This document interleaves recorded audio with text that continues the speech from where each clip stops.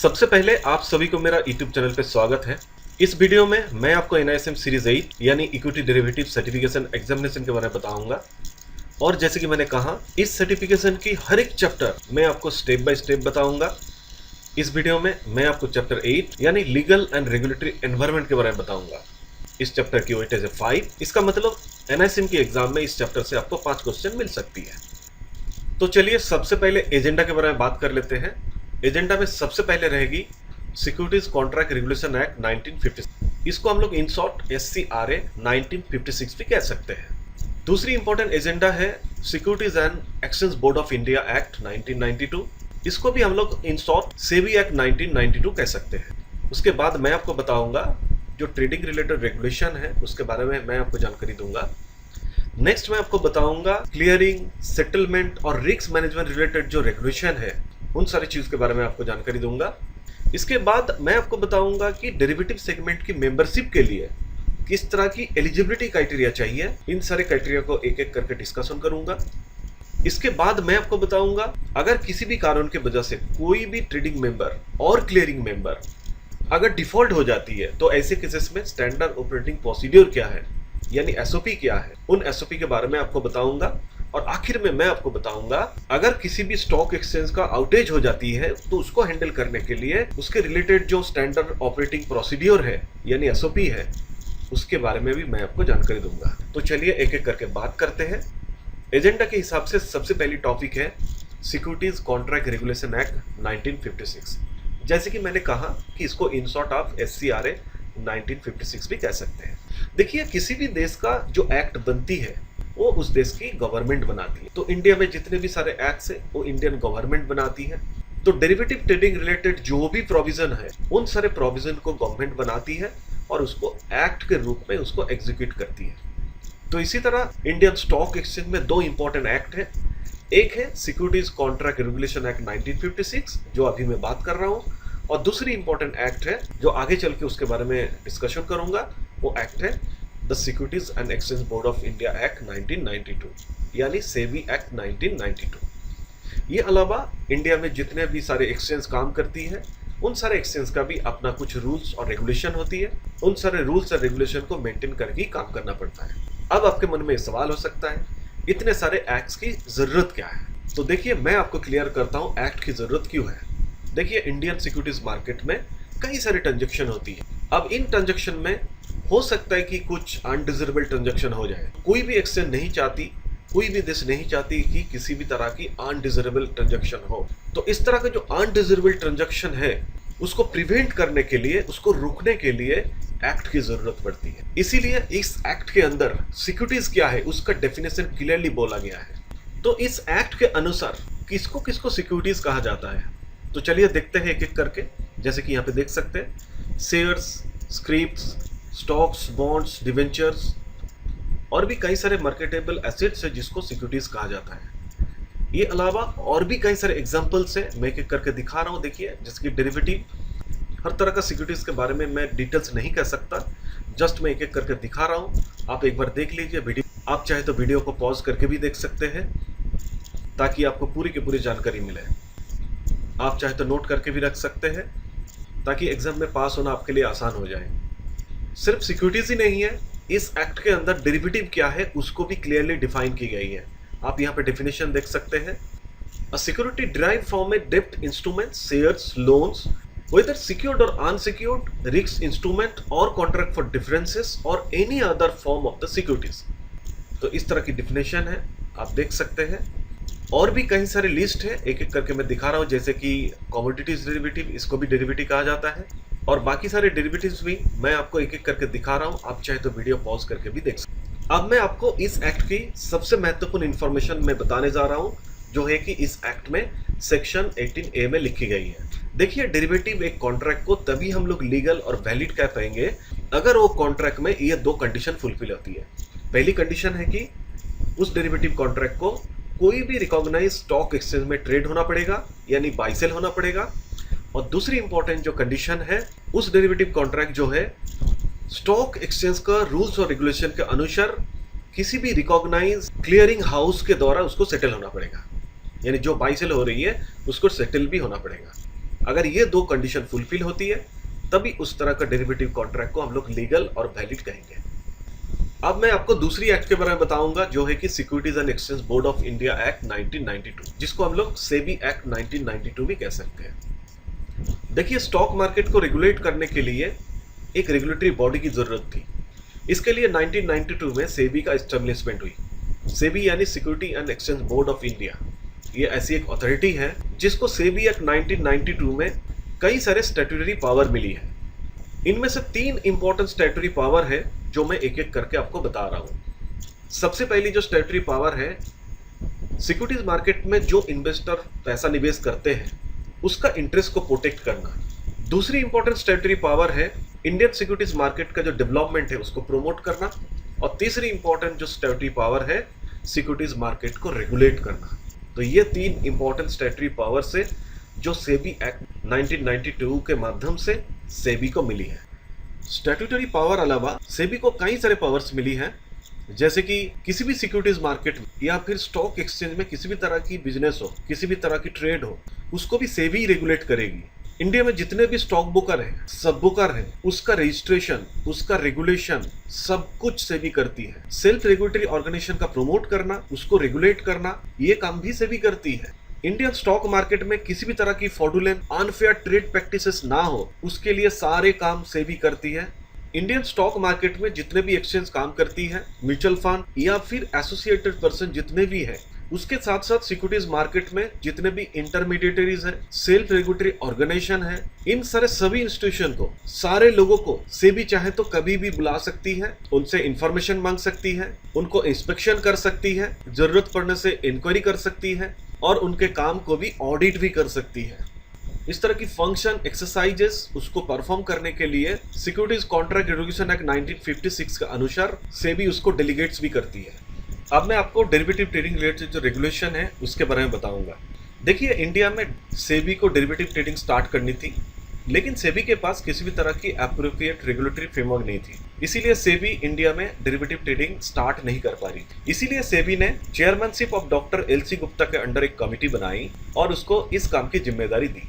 तो doctor LC Gupta की committee जो है वो एक एप्रोप्रिएट रेगुलेटरी फ्रेमवर्क बनाने के लिए काम स्टार्ट कर दी ताकि इंडिया में डेरिवेटिव ट्रेडिंग स्टार्ट हो सके। 11 मई 1998 को इस कमिटी ने सेबी को एक रिकमेंडेशन सबमिट की। सेबी उसको एक्सेप्ट भी की। इस रिकमेंडेशन में इंडिया में डेरिवेटिव ट्रेडिंग स्टार्ट करने के लिए जो एप्रोप्रिएट रेगुलेटरी फ्रेमवर्क चाहिए उसके बारे में लिखा था। तो इंडिया में डेरिवेटिव ट्रेडिंग स्टार्ट करने के लिए, उसको इंट्रोड्यूस करने के लिए सेबी उस रिपोर्ट को अप्रूव की और उसके साथ साथ स्टॉक इंडेक्स फ्यूचर का ट्रेडिंग का परमिशन भी दे दी। लेकिन एससीआरए में सबसे बड़ा जो इंपॉर्टेंट है इसकी अमेंडमेंट्स। सिर्फ सेबी का परमिशन में काम नहीं चलती, काम होगी कैसे? इसमें एक्सचेंज है, एक्सचेंज की मेंबर्स है, क्लाइंट्स है, क्लियरिंग मेंबर्स है।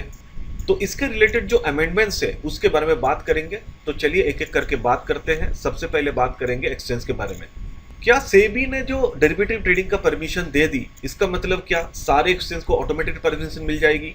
ऐसा बिल्कुल नहीं होती है। तो एससीआरए एक्ट 1956 का सेक्शन 4 में क्लियरली बोला गया है, किसी भी एक्सचेंज को अगर डेरिवेटिव ट्रेडिंग में पार्टिसिपेट करना है तो उसके लिए डॉक्टर एलसी गुप्ता कमेटी की रिपोर्ट में जो एलिजिबिलिटी क्राइटेरिया है उसको फुलफिल करना होगा, तभी सेबी उसको परमिशन देगी ताकि एक्सचेंज में डेरिवेटिव ट्रेडिंग स्टार्ट हो सके। उसके लिए जो सबसे इंपॉर्टेंट क्राइटेरिया है, एक्सचेंज के पास कम से कम 50 मेंबर होना चाहिए।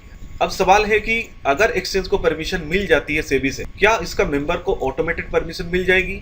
बिल्कुल नहीं।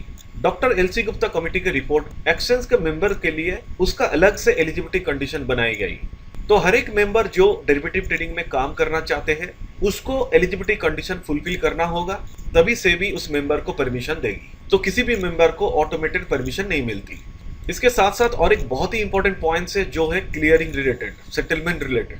देखिए, डेरिवेटिव में जो ट्रेड्स होगी उसको क्लियरिंग करने के लिए, सेटलमेंट करने के लिए एक सेबी अप्रूव क्लियरिंग कॉर्पोरेशन चाहिए। Derivative brokers, dealers, clearing members, हर किसी को सेबी से रजिस्ट्रेशन करना होगा। तो एक डेरिवेटिव क्लियरिंग कॉर्पोरेशन का क्लियरिंग मेंबर बनने के लिए उसके पास कम से कम 300 लाख का नेटवर्थ होना चाहिए। ये अलावा और भी कई सारे अमेंडमेंट्स हैं। तो चलिए आगे बढ़ते हैं, डिस्कस करते हैं। एक्सचेंज जब किसी भी फ्यूचर कॉन्ट्रैक्ट के ऊपर ट्रेड करना चाहती है, उसको इंट्रोड्यूस करना चाहती है, तो उस कॉन्ट्रैक्ट रिलेटेड सारे इंफॉर्मेशन सेबी को सबमिट करना पड़ता। और ध्यान रहे उसकी जो मिनिमम कॉन्ट्रैक्ट वैल्यू होगी वो 5 लाख रुपया, इससे नीचे नहीं होती। यानी कोई भी क्लाइंट्स अगर डेरिवेटिव में ट्रेड करना चाहते हैं तो कम से कम उसको एक कॉन्ट्रैक्ट खरीदना पड़ेगा और उस कॉन्ट्रैक्ट का वैल्यू कम से कम 5 लाख रुपया होगा। इससे ज्यादा हो सकती है लेकिन 5 लाख से नीचे नहीं होगी। अब जो भी कॉन्ट्रैक्ट का पोजीशन लिया जाता है उसकी लॉस रिलेटेड रिस्क कितनी है, उस कॉन्ट्रैक्ट की पोजीशन लेने के लिए इनिशियल मार्जिन की कितनी जरूरत है, क्लाइंट को कितनी एक्सपोजर मिलेगी, उसकी लिमिट क्या है, ये सारे के सारे समय समय पर सेबी और एक्सचेंज अपडेट करती है, प्रिस्क्राइब करती है। और बहुत ही इंपॉर्टेंट पॉइंट जो डॉक्टर एलसी गुप्ता कमेटी के रिपोर्ट में कही गई है, अगर कोई भी क्लाइंट अगर डेरिवेटिव ट्रेडिंग में ट्रेड करना चाहते हैं तो उस क्लाइंट को डेरिवेटिव ब्रोकर के पास रजिस्टर्ड होना पड़ेगा। तो उसके लिए उसको रूल के हिसाब से केवाईसी सबमिट करना पड़ेगा, यानी नो योर कस्टमर वो कंप्लीट करना पड़ेगा। और डेरिवेटिव ट्रेडिंग रिलेटेड जितने भी रिस्क है उन सारे रिस्क के बारे में डेरिवेटिव सेगमेंट के जो मेंबर है यानी ब्रोकर क्लाइंट को अवेयर करेगा, उसको सतर्क करेगा। उसके लिए डेरिवेटिव मेंबर अपने क्लाइंट को डेरिवेटिव परमिशन देने के लिए रिस्क डिस्क्लोजर डॉक्यूमेंट्स को इशू करती है और उसको क्लाइंट से साइन करवा लेती है ताकि फ्यूचर में किसी भी तरह की कोई प्रॉब्लम ना हो। जो भी ट्रेडिंग मेंबर डेरिवेटिव मार्केट में काम करना चाहती है तो उस ट्रेडिंग मेंबर के पास अप्रूव क्वालिफाइड यूजर रहना चाहिए, अप्रूव क्वालिफाइड सेल्स पर्सन रहना चाहिए और इन सारे लोगों को सेबी अप्रूव सर्टिफाइड प्रोग्राम को पास करना पड़ेगा। अब मैं आपको डेरिवेटिव ट्रेडिंग का क्लियरिंग, सेटलमेंट और रिस्क मैनेजमेंट रिलेटेड जो रेगुलेशन है उसके बारे में बताने जा रहा हूँ। सबसे पहले बात करेंगे क्लियरिंग और सेटलमेंट रिलेटेड रेगुलेशन। देखिए यहाँ पर एक कोर प्रिंसिपल है, क्योंकि आपको पता है कि डेरिवेटिव ट्रेडिंग में काउंटर पार्टी रिस्क है। काउंटर पार्टी रिस्क का मतलब है डेरिवेटिव ट्रेडिंग दो पार्टी के बीच में होती है। इन दोनों पार्टी में अगर कोई भी पार्टी अगर डिफॉल्ट हो जाती है तो कॉन्ट्रैक्ट वॉइड होने की संभावना है। इसीलिए ये रेगुलेशन बनाई जाती है कि ट्रेड्स में काउंटर पार्टी रिलेटेड जो रिस्क है वो एकदम कम से कम हो, एकदम मिनिमम हो। अब मैं आपको सेंट्रल काउंटर पार्टी यानी सीपीपी के बारे में बताऊंगा। देखिए एक्सचेंज में जितने भी डेरिवेटिव ट्रेड्स होती है उसको क्लियर करना और सेटल करने की जरूरत है। तो इस प्रकार की क्लियरेंस और सेटलमेंट जो होती है वो सेंट्रल काउंटर पार्टी के द्वारा होती है। यानी सीपीपी हर एक सेलर के लिए बायर बन जाती है और हर एक बायर के लिए सेलर बन जाती है। इसी तरह ट्रेड की गारंटी देती है।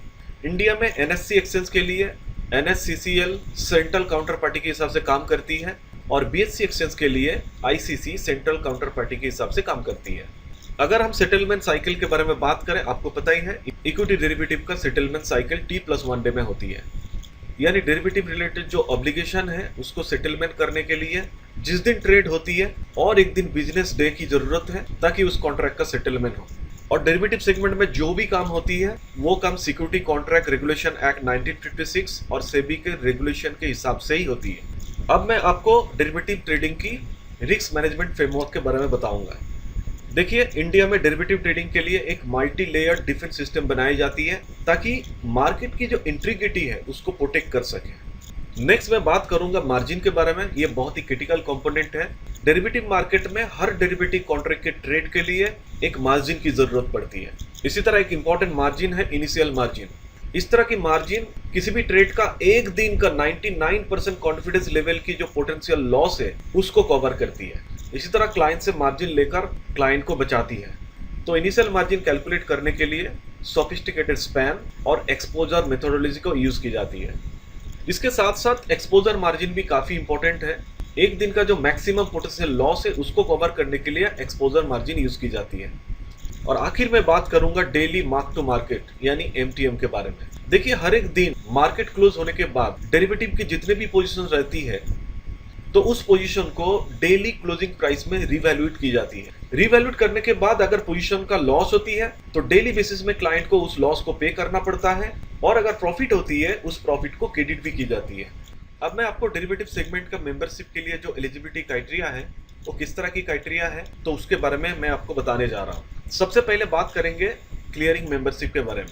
देखिए एक क्लियरिंग मेंबरशिप की बैलेंस शीट नेट वर्थ कितनी होगी। सेबी ने क्लियरली प्रिस्क्राइब की अगर कोई क्लियरिंग मेंबर डेरिवेटिव सेगमेंट का बनना चाहते हैं तो वैसे केसेस में उस क्लियरिंग मेंबर का नेटवर्थ कम से कम 3 करोड़ होना चाहिए। और इस तरह की क्लियरिंग मेंबर हर 6 महीने का जो नेटवर्थ है उसका ऑडिटेड सर्टिफिकेट एक्सचेंज को सबमिट करना होगा। एक सेल्फ क्लियरिंग मेंबर के लिए नेटवर्थ कम से कम 1 करोड़ होना चाहिए और एक ट्रेडिंग मेंबर के लिए मिनिमम नेटवर्थ कितनी होगी इसको सेबी ने क्लियरली स्पेसिफाइड नहीं की। अब बात करेंगे कि एक क्लियरिंग मेंबर का लिक्विड नेट ओथ कितनी चाहिए।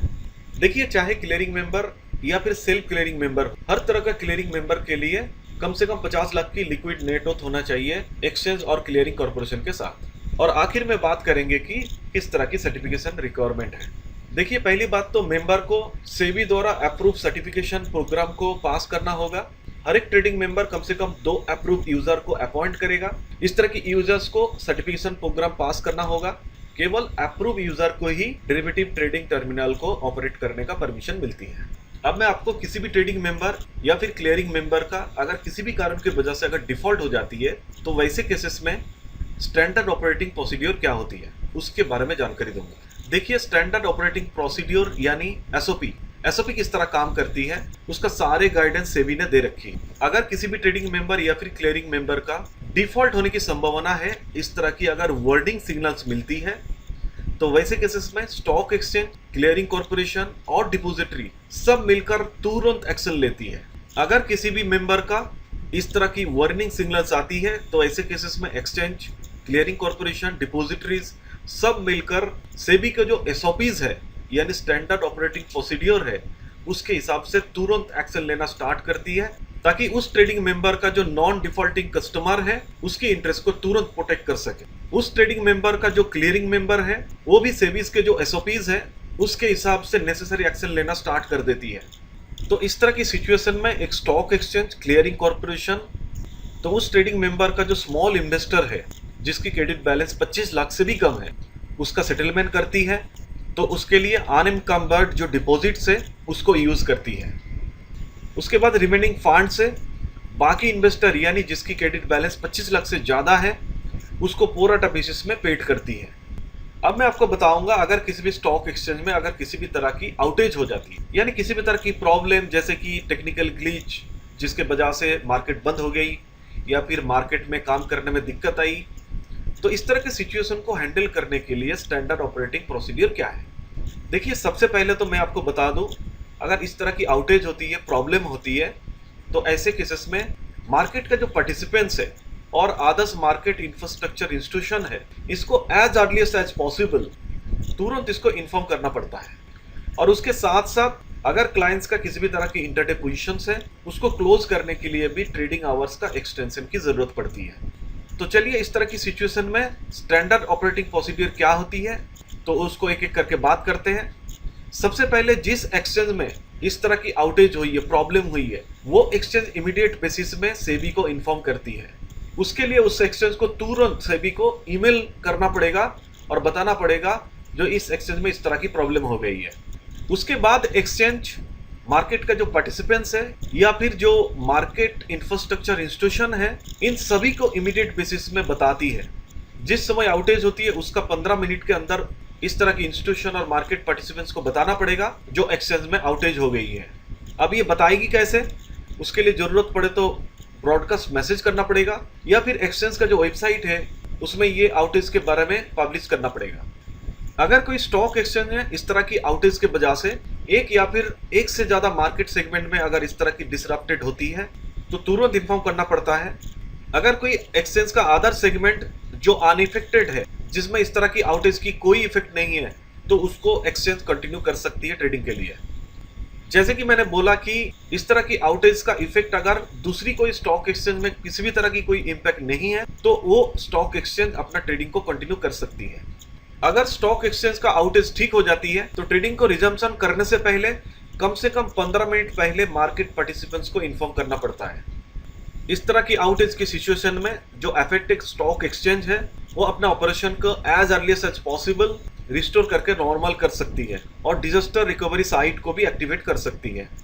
और अगर एक्सचेंज में आउटेज की वजह से कोई प्रॉब्लम होती है तो ऐसे केसेस में स्टॉक एक्सचेंज ट्रेडिंग आवर को एक्सटेंड कर सकती है और इसके बारे में तुरंत market participants, market infrastructure institutions और सेबी को भी इमीडिएट बेसिस में इंटीमेट करना पड़ता है। आशा करता हूँ ये डिस्कशन आपको समझ में आया। अगर समझ में आया तो प्लीज मेरे यूट्यूब चैनल को सब्सक्राइब कर दीजिए और बेल आइकन को जरूर दबाइए ताकि नेक्स्ट वीडियो का नोटिफिकेशन मिले।